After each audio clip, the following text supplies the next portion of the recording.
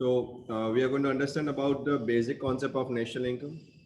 In this chapter, we are going to understand meaning, aggregates of national income, right, and all the related concepts. Right. This is what we are going to understand in this chapter. So, how to calculate national income? That is one of the mooted question that everyone is asking, right? So national income यानी देश की GDP कैसे calculate की जाए, वो सबसे दिक्कत वाला काम है. And for that what we need is, हमको क्या करना पड़ेगा? We need to calculate the national income, right? So how we do this? So the very first thing we understand what you mean by national income, right? और हम ये meaning देख के समझेंगे कि क्या हमको समझ में आ रहा है नेशनल इनकम क्या है exactly, right? Let's see. So national income और एनआई और नेशनल प्रोडक्ट जिसको बोलते हैं, जिसको एनएनपी बोलते हैं, right? So how it is defined? This is defined as the money value of all the final goods and services produced within the domestic territory of a country by the normal residents in an accounting year plus net factor income from abroad. Now यहाँ पे काफी सारे सवाल होते हैं कि ये final goods क्या है, ये डोमेस्टिक टेरिटरी क्या है, नॉर्मल रेसिडेंस किसको बोला जाता है, अकाउंटिंग ईयर क्या होता है, और ये NFI net factor income from abroad क्या है. ये जो मैंने जितने भी अंडरलाइन किए हैं वो सब वर्ड्स आपके लिए मे बी न्यू हो सकते हैं या फिर थोड़े बहुत समझे हैं, पर not on the economics perspective. आपने इकोनॉमिक पर्सपेक्टिव नहीं समझे उसको.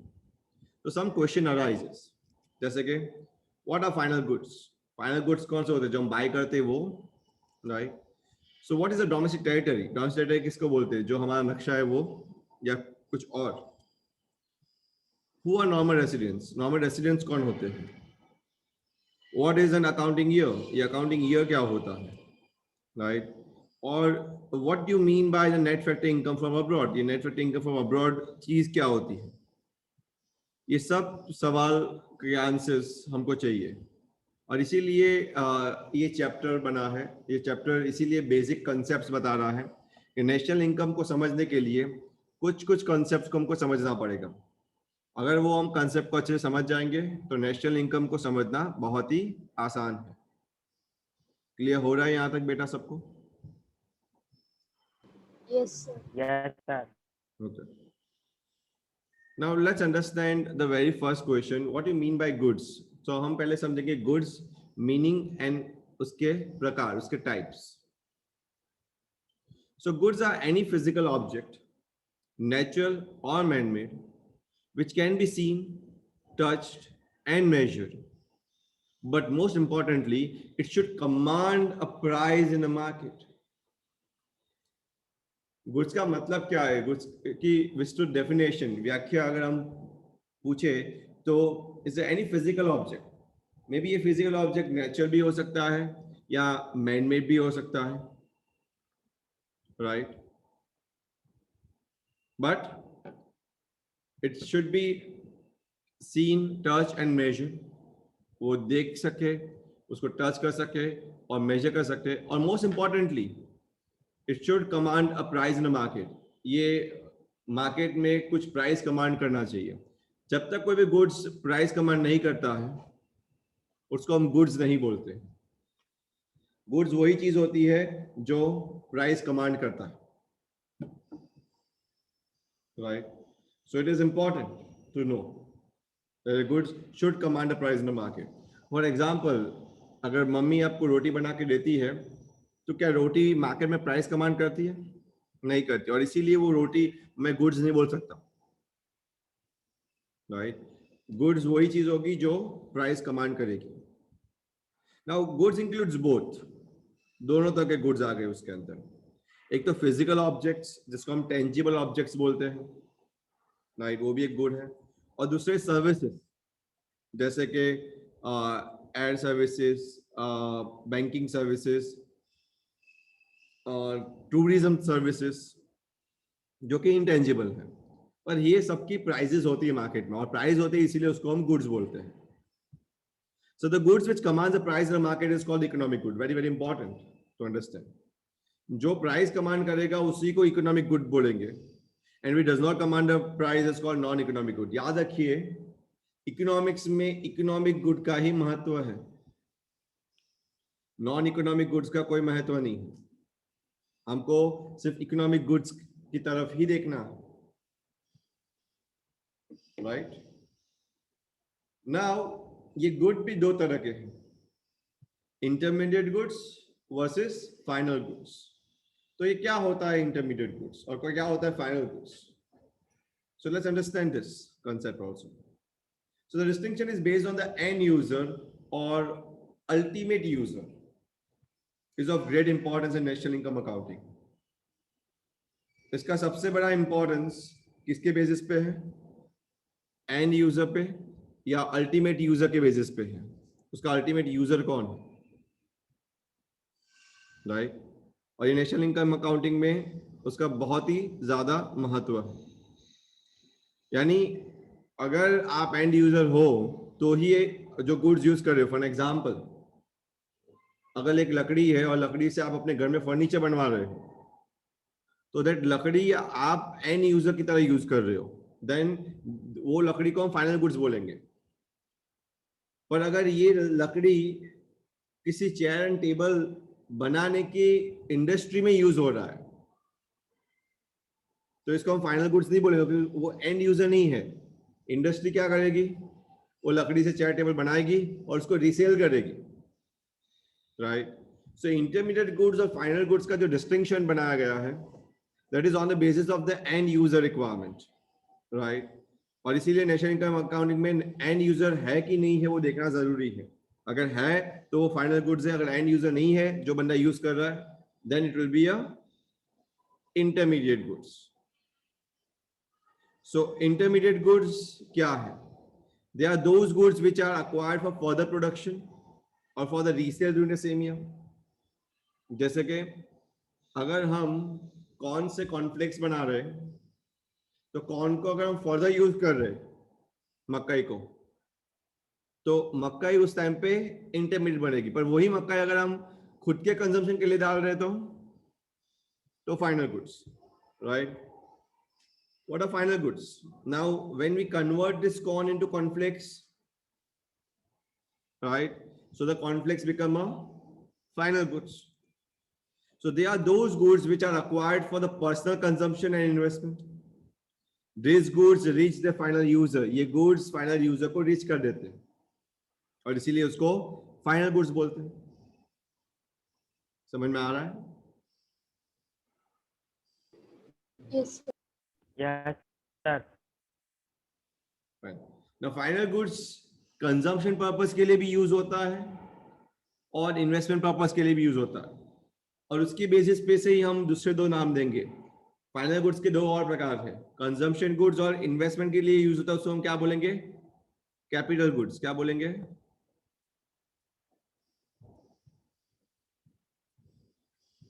So let's see what are final goods, right? So intermediate versus final goods को हम थोड़ा डिस्टिंक्शन से फटाफट देख लें तो समझ में आपको आ जाएगा अच्छे से.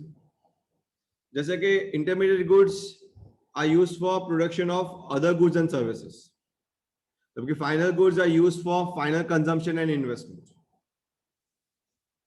राइट. वो दूसरे गुड्स बनाने के लिए जो यूज होता है उसको इंटरमीडिएट बोलते हैं, जो फाइनल के लिए बनाने यूज होता है उसको फाइनल कंजम्पशन और इन्वेस्टमेंट बोलते हैं. Intermediate goods are meant for resale, वो रीसेल के लिए होता है. Final goods are not meant for resale, वो रीसेल के लिए नहीं होता है, राइट. फाइनल गुड्स की हम जब बात करते हैं बेटा तो उसका मतलब यूज कर देते हैं डायरेक्टली. जैसे कि यहाँ पे नीचे एक पिक्चर मैंने दिया है, अगर मिल्क प्रोसेस होके डेयरी इंडस्ट्री में आ रहा है तो वो इंटरमीडिएट है क्योंकि वो रीसेल होगा. पर अगर वही मिल्क अगर हम घर में पी रहे हैं तो वो फाइनल गुड्स है. Remember one thing, intermediate goods यानी इकोनॉमिक्स में एक कॉन्सेप्ट है जिसको हम प्रोडक्शन बाउंड्री बोलते हैं, यानी जहाँ पे प्रोडक्शन होता है. सो इंटरमीडिएट गुड्स वैसे बोले जाते हैं जो with in the production boundary. अब प्रोडक्शन बाउंड्री जैसे कोई बाउंड्री होती नहीं है रियल लाइफ में, इट इज जस्ट एन बेटा इमेजिनरी बाउंड्री, एक तरह की इमेजिनरी लाइन होती है, राइट? सो वो इमेजिनरी लाइन को आपको सिर्फ इमेजिन करना है, just you to imagine that ऐसा कोई लाइन है और उसके अंदर सब प्रोडक्शन होगा, उसके बाहर सब कंजम्पशन होगा। बट इन रियलिटी में बोलूं, ऐसी कोई फिजिकल लाइन नहीं होती। जैसे एग्जांपल में बताओ, मैं अभी आपको क्या दे रहा हूँ, सर्विसेज दे रहा हूँ, तो मैं गुड्स प्रोड्यूस कर रहा हूँ, तो मैं अभी क्या हूँ, प्रोडक्शन बाउंड्री के अंदर हूँ। But at the same time अगर मैं कुछ खाना खा रहा हूँ या पानी पी रहा हूँ, तो मैं प्रोडक्शन बाउंड्री के बाहर हूँ। तो ऐसे इमेजिन लाइन, हम इमेजिन लाइन ऐसे सोच सकते हैं, पर ऐसा कुछ होता नहीं है। पर ऐसा बोला जाता है the intermediate goods remain within the production boundary, जबकि final goods remain outside the production boundary. याद रखिए, जब भी हम नेशनल इनकम को कैलकुलेट करते हैं तो इंटरमीडिएट गुड्स को कैलकुलेट नहीं करते बेटा। We never calculate intermediate goods, but we always calculate final goods in the national income. Intermediate goods are those goods which are not consumed by the consumers, क्योंकि वो further process होते हैं और resale के लिए use होते हैं। क्योंकि final goods are the goods that are consumed by the consumers. जैसे example यहाँ पे दिया है, milk used in sweet shop और milk used in dairy as a part of a resale, तो वो intermediate goods है। But milk bought for the household consumption, it is a final goods. Clear है? Yes, sir. Fine. Now जैसे मैंने बताया आपको कि जब फाइनल गुड्स की हम बात करते हैं तो फाइनल गुड्स में भी दो तरह के गुड्स होते हैं, कंजम्पशन के लिए होता है और दूसरा इन्वेस्टमेंट के लिए होता है। सो कंजम्पशन के लिए जो होता है उसको कंजम्पशन गुड्स बोलते हैं, जो इन्वेस्टमेंट के लिए होगा उसको क्या बोलेंगे हम? Will say as a capital goods. So let's understand what the very first thing, what you mean by consumption goods. पहले हम समझ लेते हैं उसको अच्छे से, consumption goods क्या होते हैं, right? Let's understand. They are those goods which are bought by the consumers as final or ultimate goods to satisfy their wants directly.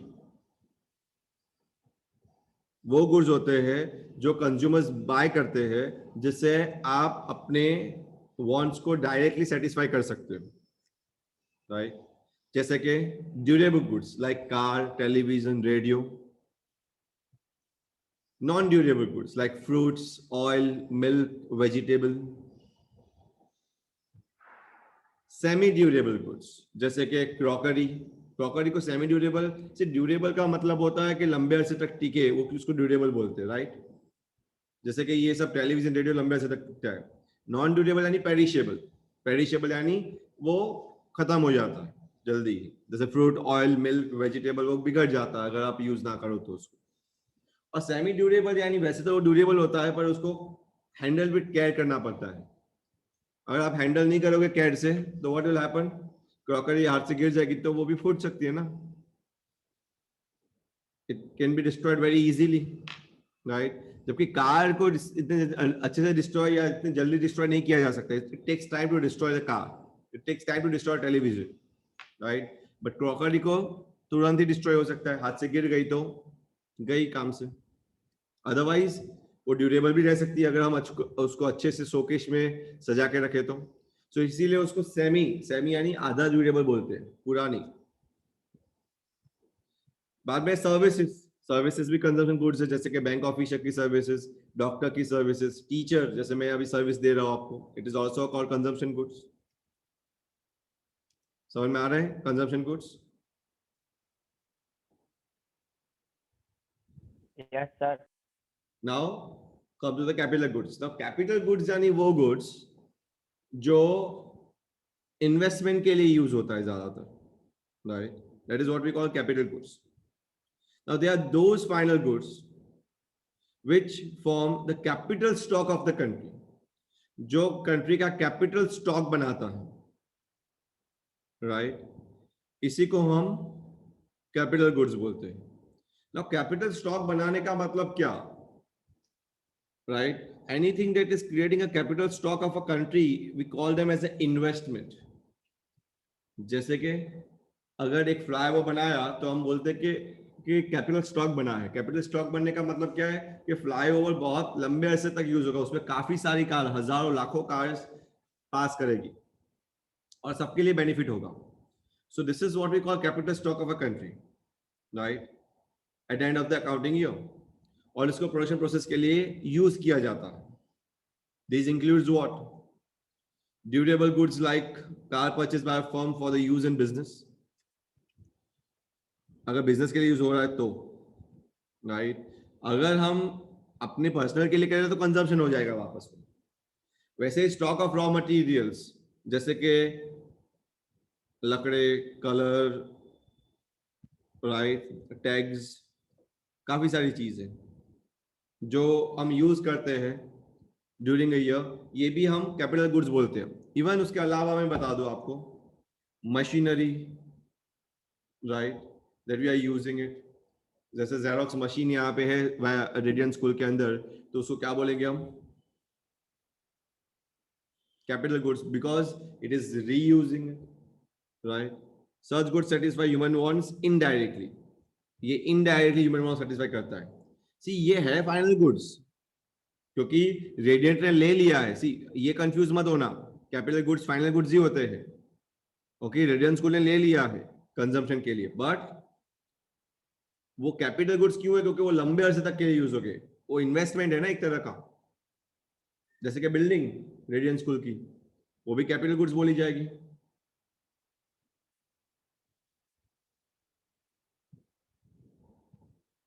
Yes, समझ में आ रहा है यहां तक? Yes, sir. Yes, sir.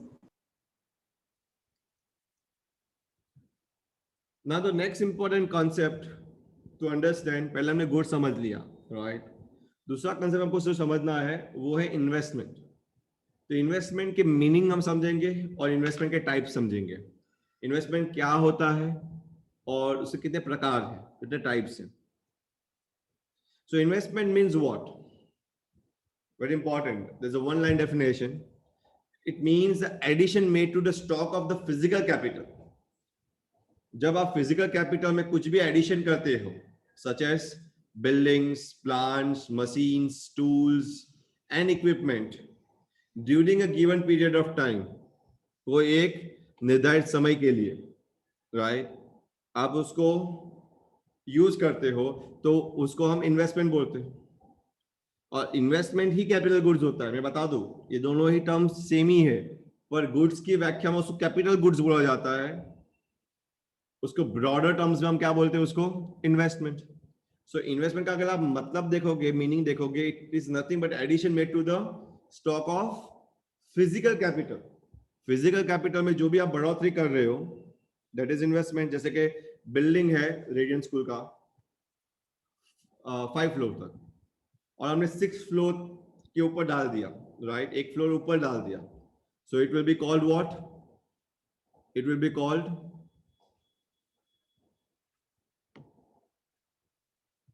investment, right?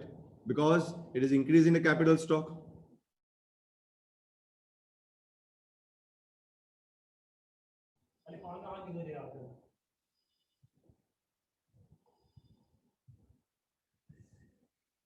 Are you getting it? Yeah, Okay. It is also called capital formation. उसका दूसरा नाम क्या है? Capital formation. क्यों कैपिटल फॉर्मेशन बोलते हैं इसको? बिकॉज इसी से प्रोडक्टिव कैपेसिटी रेज हो जाती है इकोनॉमी में, राइट। इकोनॉमी में प्रोडक्टिव कैपेसिटी क्यों रेज होती है? how the productive capacity can be raised in an economy? Because we invest in something, we invest in buildings, we invest in plants, we invest in a lot of things.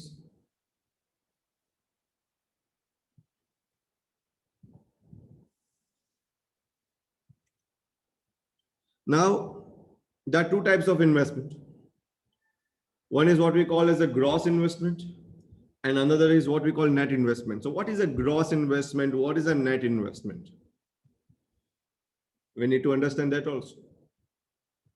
So gross investment refers to the total addition made to the stock of the physical capital over a period of time. Just gross invest का मतलब है कि हमने कुछ investment किया उसको gross बोलते हैं, बट वो ग्रॉस के अंदर डेप्रिसिएशन होता है. अगर उसमें से हम डेप्रिसिएशन माइनस कर दें, राइट, तो क्या हो जाएगा? नेट हो जाएगा. जैसे मैं समझाता हूं कि ग्रॉस, जैसे कि हमने फैक्ट्री डाली, एक मशीन रखा, वो ग्रॉस है, राइट. और नेट का मतलब वो फैक्ट्री में से अगर हमने डेप्रिसिएशन यानी जो घसारा होता है, राइट, जो यूजेज होता है, वो अगर हम माइनस कर दें तो उसको नेट बोलेंगे. तो ग्रॉस और नेट के बीच का जो डिफरेंस है वो डेप्रिसिएशन ही है. हमने लास्ट ईयर अकाउंट्स में पढ़ा था, राइट, डेप्रिसिएशन क्या होता है. We know that it means a loss of a value or a fall in the value of fixed assets due to normal wear and tear in the process of production and expected obsolescence. अगर production करते वक्त कुछ where and tear होता है, machine पे घसारा आता है, या फिर वो रिड्यूस होती है इन वैल्यू, या फिर ऑब्सोलेंस यानी कि आउटडेटेड हो जाती है, तो उसको हम डेप्रिसिएशन बोलते हैं. सो ग्रॉस से नेट तक जाने के लिए हमको डेप्रिसिएशन माइनस करना पड़ेगा. We need to minus depreciation. और नेट से ग्रॉस में जाने के लिए हमको डेप्रिसिएशन ऐड करना पड़ेगा, right. So actually gross investment net investment की डेफिनेशन सेम ही है. जस्ट एक ही बात है, ग्रॉस इन्वेस्टमेंट में डेप्रिसिएशन होता है और उसमें से अगर डेप्रिसिएशन माइनस करेंगे तो नेट मिलेगा, जबकि नेट में डेप्रिसिएशन नहीं होता है. और अगर नेट से ग्रॉस की तरफ जाना है हमको तो डेप्रिसिएशन ऐड करना पड़ेगा. क्लियर है? Yes, sir. समझ में आ रहा है अच्छे से ग्रॉस क्या है, नेट क्या है? Yes, sir.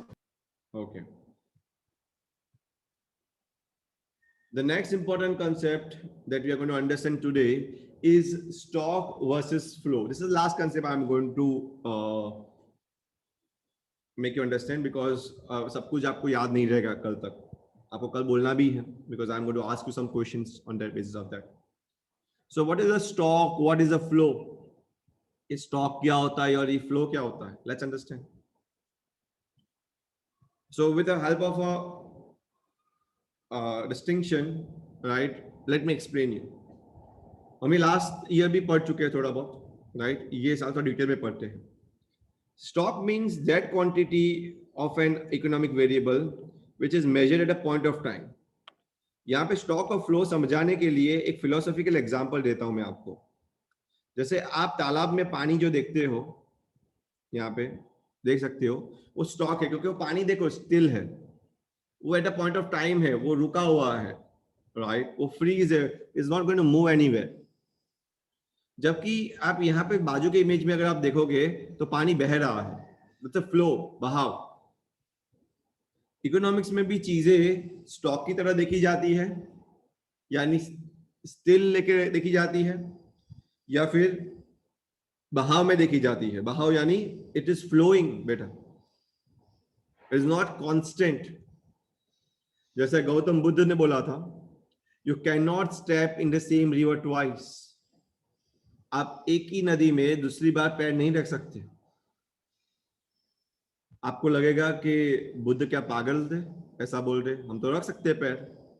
No, what the Gautam Buddha means to say is, आप पैर तो रख सकते हो, बट वो टाइम अलग होगा, वो पानी अलग होगा, और जो आप पैर रखोगे आप भी बदल गए होंगे समय के साथ. यानी हम फ्लो में जी रहे हैं, जिंदगी पल पल गुजर रही है. It is extinguished with every second, right? So that is what we call flow. इसी को हम बहाव बोलते हैं बेटा, इसी को हम फ्लो बोलते हैं. स्टॉक यानी फ्रीज हो जाना, एक जगह रुक जाना. नॉर्मली जिंदगी स्टॉक में नहीं होती है, पर हाँ इकोनॉमिक के कुछ वेरिएबल्स होते हैं जो इसको हम स्टॉक की तरह देख सकते हैं, और दूसरे वेरिएबल्स होते हैं जिसको हम फ्लो की तरह देख सकते हैं, right? So stock means what? There's a quantity of an economic variable which is measured at a point of time, that is called stock. A flow means what? Is a quantity of the economic variable which is measured during a period of time. एक समय दरमियान हम देखते हैं, during a period of time, right? तो उसको हम बोलते हैं flow. Remember बेटा, the stock has no time dimension. Stock का कोई टाइम डायमेंशन नहीं होता. स्टॉक यानी फ्रीज हो गया एक ही समय के लिए, right? It is not moving anywhere. But flow as a time dimension. जब फ्लो में कोई भी चीज बोली जाती है तो हम ऐसा बोलते हैं per hour, per day, per month, per year, right? इसीलिए स्टॉक इज अ स्टैटिक यानी स्थिर कंसेप्ट है, जबकि फ्लो डायनामिक कंसेप्ट है. अभी ऐसा नहीं है कि फ्लो अच्छा है स्टॉक बुरा है, स्टॉक अच्छा है फ्लो बुरा है. ये सिर्फ समझने के तरीके हैं कि इकोनॉमिक्स में काफी वेरिएबल स्टॉक की तरह देखे जाते हैं और काफी वेरिएबल फ्लो की तरह देखे जाते हैं. जैसे कि एग्जांपल्स है, वेल्थ हम स्टॉक की तरह देखते हैं, water in a tank, inventories, capital, ये सब स्टॉक है. और इकोनॉमिक्स में हम इसका भी जिक्र करते हैं. कुछ वर्ड्स ऐसे होते हैं जिसको हम फ्लो की तरह जिक्र करते हैं उसका, जैसे कि इनकम पर मंथ या per year, water in a stream, या changes in inventories. Inventory stock है पर चेंजेस इन इन्वेंटरीज फ्लो है. कैपिटल स्टॉक है पर कैपिटल फॉर्मेशन फ्लो है. कैपिटल फॉर्मेशन का मतलब भी होता है क्या, उसका दूसरा नाम क्या है? इन्वेस्टमेंट. पढ़ा ना अभी हमने, राइट? तो इन्वेस्टमेंट फ्लो है. तभी सिर्फ कैपिटल बोलो तो वो स्टॉक है. कैपिटल यानी पैसा, पैसा लाया वो स्टॉक है. बट उसको कहीं पे हम फॉर्मेशन करें यानी किसी कहीं पे हम उसका निवेश करें, इन्वेस्ट करें, so it's a flow, right? याद रखिए, रिमेंबर, यहाँ पे लिखा है there is a mutual dependence between stock and flow. Stock and flow के बीच में म्यूचुअल डिपेंडेंस है. एग्जाम्पल, अगर आपके बैंक में खाते में पैसा पड़ा है तो वो स्टॉक है, स्टॉक ऑफ सेविंग्स.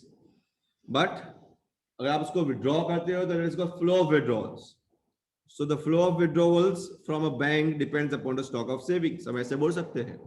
यानी एक ही स्टेटमेंट के अंदर स्टॉक का भी जिक्र हो गया और फ्लो का भी जिक्र हो गया. समझ में आ रहा है? Yes, sir.